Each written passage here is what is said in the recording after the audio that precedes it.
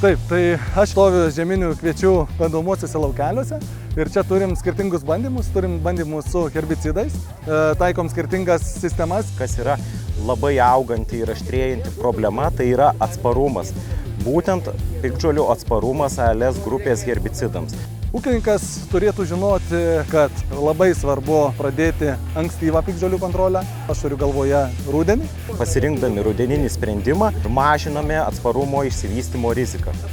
Būtent tam, kad mes pavasarį turėtumėm švaresnį pasėlį, mums nekliudytų kviečių krūmimuisi, mes išvengtumėm azoto trąšų valgymo iš piktžolių ir būtumėme lankstesni, nes mums nereikėtų pavasarį, kada dar yra šlapia, kada yra šalta, kada yra vėjuota, skubėti į laukus, nes piktžolės konkuruoja su javais. Norėčiau šiandien apžvelgti mūsų siūlomus 2 rudeninius sprendimus. Tai vienas iš jų yra Complete, o kitas yra Mateno Duo.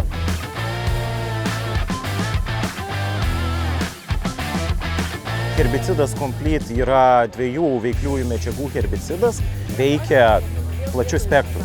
Jisai naikina ir 2 skiltės, ir 1 skiltės piktžolės. Tai mes iš rudens sunaikinam platų spektrą pagrindinių 2 skilčių piktžolių ir turime labai gerą kontrolę prieš dirvinę smilguolę, vienmetę miglę, pelinį pašiaušėlį bei dirsės. Kuo mes anksčiau sunaikinsime šias žoles, tuo turėsime geresnės sąlygas sukuriam pasėliui vystytis.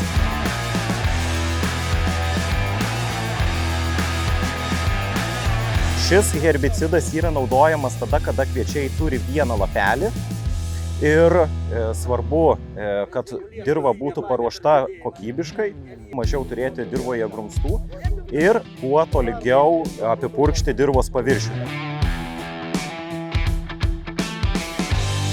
Mateno Duo yra skirtas tiems ūkiams, kurie neturi laukuose didelių problemų su vienaskiltėmis piktžolėmis.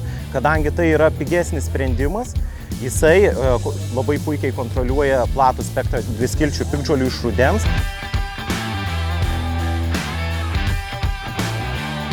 Taipogi yra purškiamas prie 1 lapelio ir turi apie 80% efektyvumą prieš dirvinę smilguolę. Dalis pavasarinių herbicidų turi sėjomaininių apribojimų, o mes, naudodami rudeninius sprendimus, išvengiam tų apribojimų. Galime sėti bet kokias kultūras be apribojimų.